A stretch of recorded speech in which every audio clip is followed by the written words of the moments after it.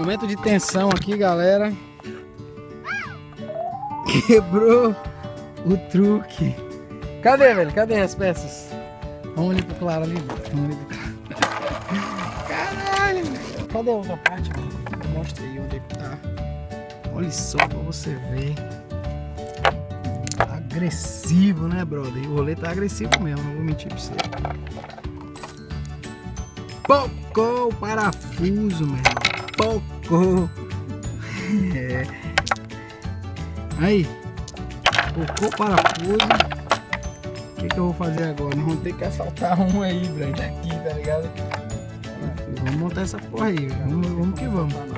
Hã? Tirar o parafuso, não. Ah, porque tem que tirar o... Caralho, galera. E agora? Vamos que vamos. Tem que dar um jeito. Tem que dar um jeito, né? Não, não dá não. Vou ter que dar um jeito. Galera, é o seguinte, se ligue. Olha aí pra você ver. Coloquei outro truque. O meu é esse. Quebrou o parafuso. Coloquei outro truque. Arrumei aqui com o brother aqui, o skate que ele tira do carro. E vamos que vamos. O rolê continua, o rolê não pode parar.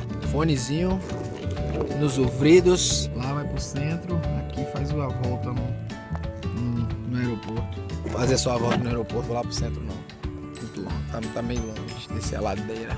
Valeu, tchau pra vocês, um abraço, até o próximo vídeo.